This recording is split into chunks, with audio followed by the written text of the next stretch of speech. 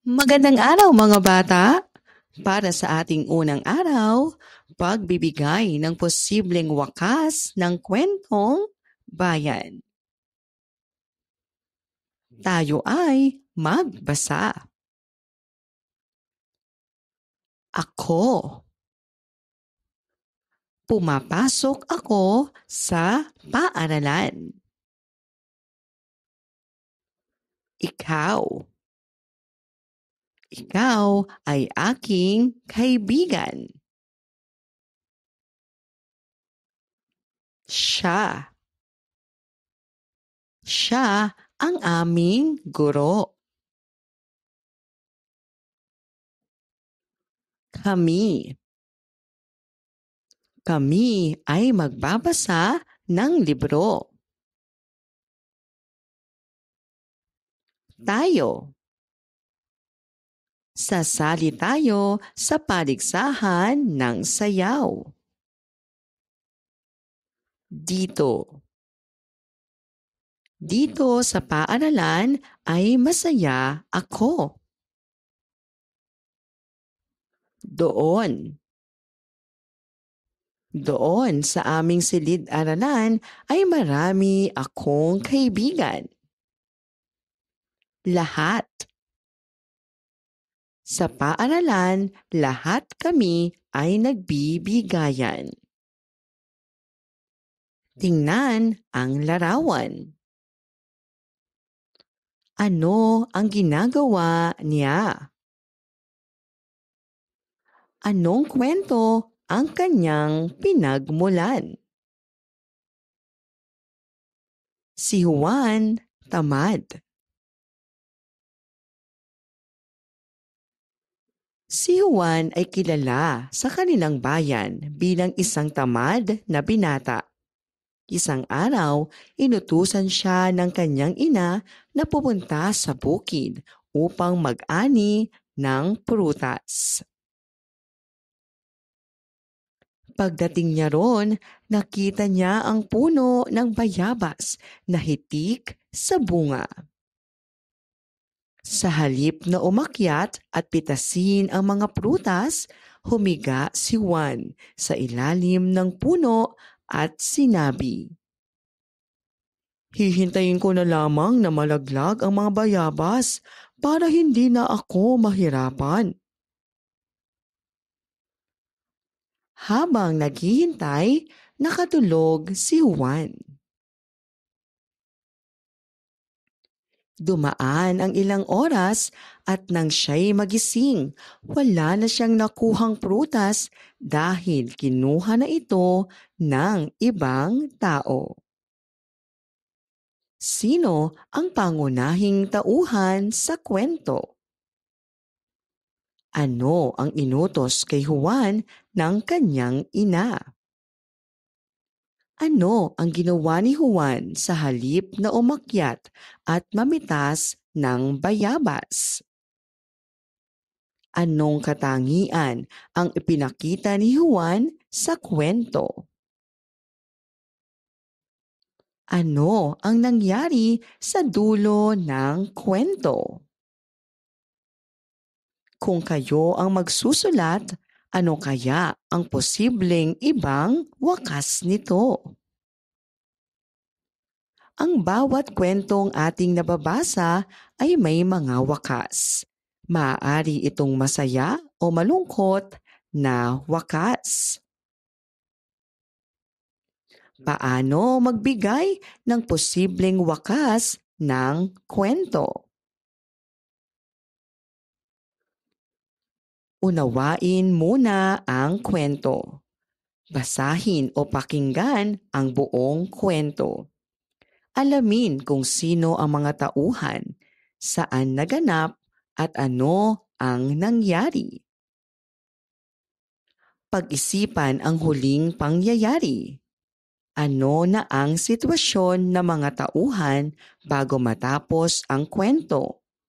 Halimbawa, kung ang bida ay nawalan ng kaibigan, ano kaya ang susunod na mangyayari? Gumamit ng imahinasyon. Isipin ang iba pang maaaring mangyari. Pwedeng mas masaya, malungkot, o may aral na makukuha. Iugnay sa aral ng kwento. Siguraduhin na ang iyong wakas ay may magandang aral o mensahe. Gawin natin. Basahin ang sitwasyon, isipin at sabihin ang posibleng magiging wakas ng kwento. Si Ana ay laging nahuhuli sa klase dahil malayo ang kanyang bahay.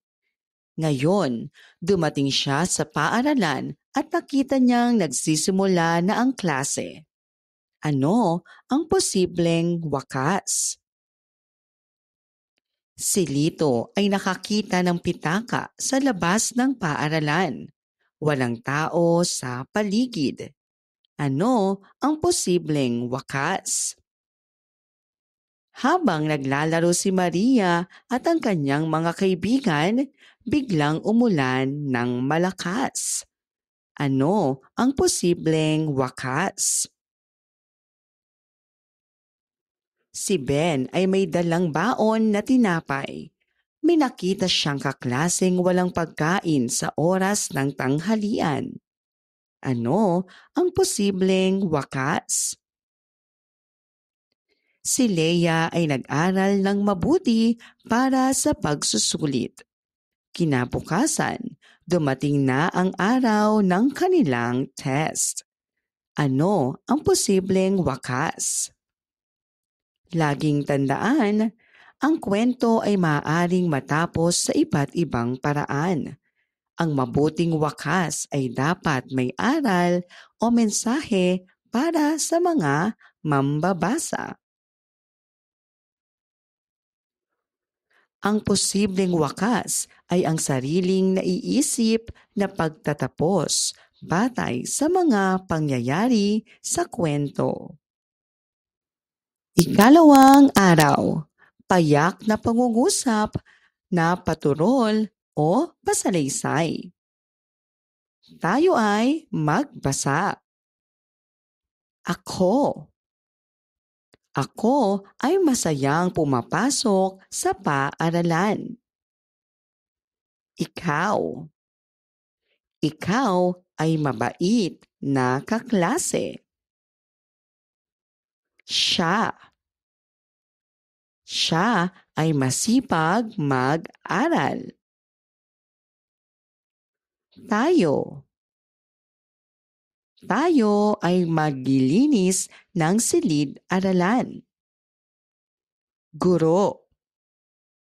Ang aming guro ay mabait at matyaga. Kaibigan. Ang aking kaibigan ay laging tumutulong. Libro. Ang libro ko ay nasa lamesa. Paaralan. Ang aming paaralan ay maganda. Pangungusap na paturol o pasalaysay. Si Ana ay nagsusulat ng kanyang aralin. Ang mga bata ay naglalaro sa bakuran. Ano ang napansin nyo sa mga pangungusap? Ang mga pangungusap na ating nabasa ay mga halimbawa ng pangungusap na paturol o pasalaysay. Ano ang payak na pangungusap? Ang payak na pangungusap ay may isang buong diwa. Halimbawa, siya ay kumakain. Ano ang paturol o pasalaysay? Ito ay pangungusap na nagsasabi o naglalarawan ng isang bagay. Nagtatapos sa tuldok. Mga halimbawa, ako ay pumapasok sa paaralan. Si Ben ay naglalaro ng sipa. Ang aso ay natutulog sa ilalim ng mesa. Gawin natin. Isulat ang tama kung wasto ang pahayag at mali naman kung hindi.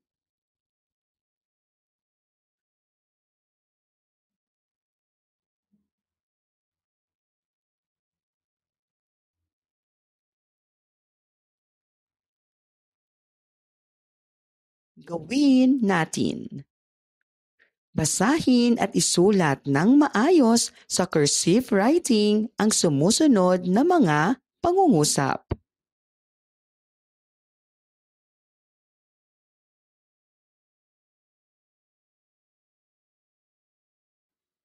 Laging tandaan, ang paturol o pasalaysay ay payak na pangungusap na nagsasabi o naglalarawan ng isang bagay. Ito ay nagtatapos sa tuldok. Gumagamit tayo ng mga ganitong pangungusap upang magkwento o maglahad ng ideya. Ikatlong araw, payak na pangungusap na paturol o pasalaysay at patanong. Si Liza ay nagbabasa ng libro. Ano ang binabasa ni Liza? Ano ang pagkakaiba ng dalawang pangungusap? Ang mga pangungusap na ating nabasa ay mga halimbawa ng pangungusap na paturol o pasalaysay at pangungusap na patanong. Ano ang paturol o pasalaysay na pangungusap? Nagsasabi o naglalahad ng isang bagay. Nagtatapos sa tuldok. Halimbawa, siya ang aking kaibigan. Ang pusa ay tumatakbo. Ang guro namin ay mabait. Mabigat ang aking bag. Ano ang pangungusap na patanong? Nagtatanong tungkol sa isang bagay. Nagtatapos sa tandang pananong.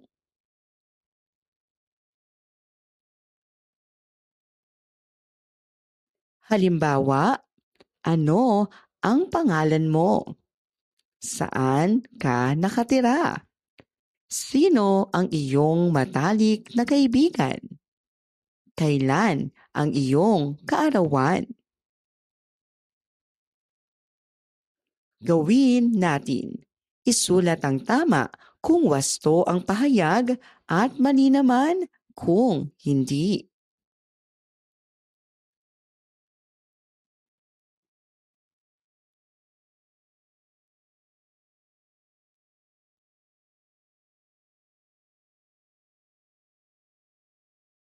Gawin natin. Basahin ang pangungusap. Tukuyin kung ito ay paturol o pasalaysay o patanong. Gawin natin. Basahin at isulat ng maayos sa cursive writing ang mga sumusunod na pangungusap.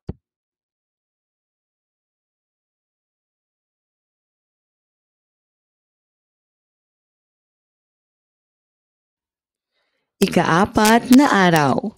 Sanhi at bunga ng mga pangyayari sa binasang kwentong bayan, angkop na pananalita sa pagpapakilala sa sarili. Sabihin sa akin kung ano ang magiging bunga ng mga sumusunod na sitwasyon. Ano ang mangyayari kung hindi ka kumain ng almusal bago pumasok sa paaralan?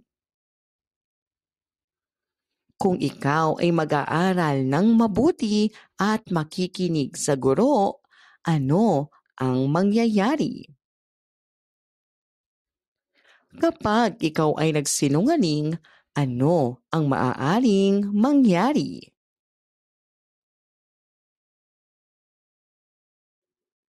Ang tawag sa mga dahilan ng pangyayari ay sanhi, at ang resulta naman ng mga ito ay ang tinatawag nating bunga.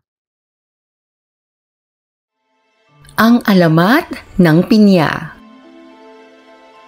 Noong unang panahon, sa isang maliit na nayon, may mag-inang nakatira sa isang kubo. Si Aling Rosa ay masipag at matyaga. Nagtatrabaho siya sa bukid araw-araw. Pinananatili niya rin ang kaayusan ng kanyang bahay. Ang kanyang anak na si Pina ay maganda, ngunit tamad. Ayaw niyang tumulong sa kanyang ina at laging naghahanap ng dahilan upang maiwasan ang gawaing bahay. Isang araw, si Aling Rosa ay nagkasakit. Kailangan niyang magpahinga at humingi ng tulong kay Pina. Tinawag niya si Pina at inutusang magluto ng kanin. Ngunit si Pina, sa halip na tumulong, ay nagreklamo at sinabing hindi niya mahanap ang palayok. Nainis na si Aling Rosa sa katamaran ni Pina. Kaya hiniling nitong magkaroon sana ng libo-libong mata si Pina. Upang makita na nito ang lahat ng hinahanap niya at hindi na siya magreklamo. Lumipas ang ilang araw, hindi makita si Pina. Nag-aalala na si Aling Rosa, kaya hinanap niya si Pina sa lahat ng sulok ng bahay.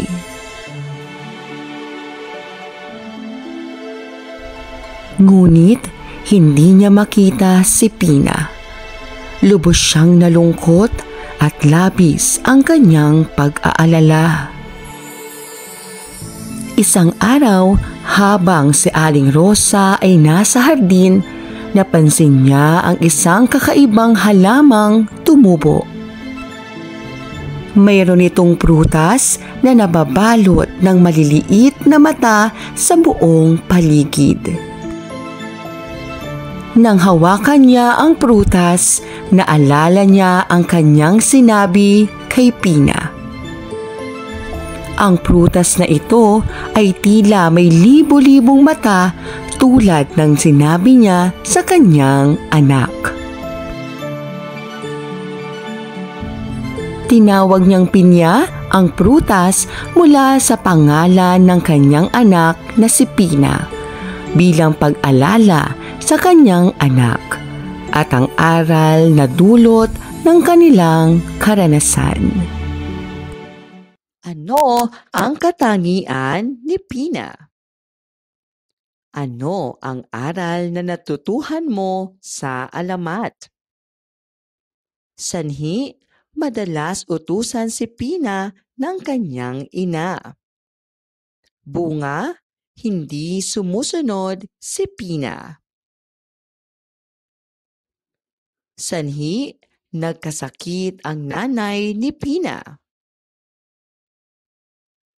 Bunga, hindi niya makita ang mga gamit. Sanhi, hiniling ng ina ni Pina na magkaroon siya ng maraming mata. At ang naging bunga nito, naging prutas na pinya si Pina. Gawin natin. Basahin ang bawat pangungusap. Tukuyin kung alin ang sanhi at alin ang bunga. Umuulan ng malakas, kaya nabasa ang mga bata. Ano ang sanhi? Ano ang bunga? Nag-aral ng mabuti si Ana kaya siya ay mataas ang nakuha sa pagsusulit. Ano ang sanhi? Ano ang bunga? Nabasag ang baso dahil nahulog ito sa mesa. Ano ang sanhi? Ano ang bunga? Tumakbo ng mabilis si Lito, kaya siya ang nauna sa paligsahan. Ano ang sanhi? Ano ang bunga? Hindi kumain si Ben ng agahan kaya siya ay nagutom sa klase. Ano ang sanhi? Ano ang bunga? Laging tandaan, ang sanhi at bunga ay parang tanong at sagot. Ang isa ay nagpapaliwanag ng nangyari at ang isa ay nagsasabi ng kinalabasan. Mahalaga ang pagtukoy ng sanhi at bunga upang mas maunawaan ang mga pangyayari sa kwento. Ano ang sasabihin mo kapag may bago kang kaklase? Paano mo ipakikilala ang iyong sarili sa harap ng klase? May iba't ibang ekspresyon at pananalita na pwede nating gamitin upang maipakilala ang sarili sa maayos at magalang na paraan.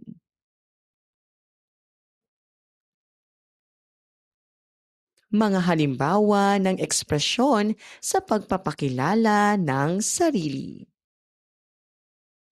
Magandang umaga, ako si Lito. Ako ay 8 taong gulang at nakatira sa Amaya.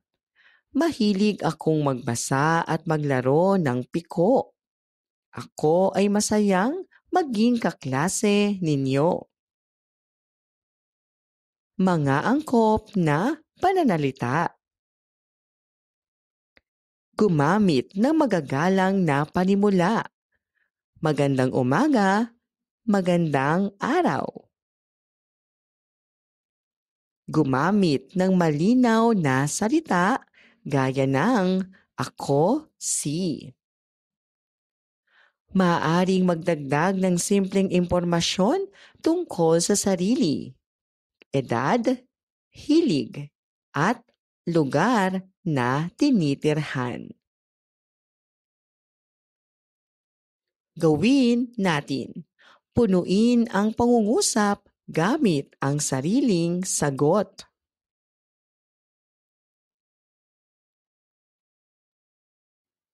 Gawin natin.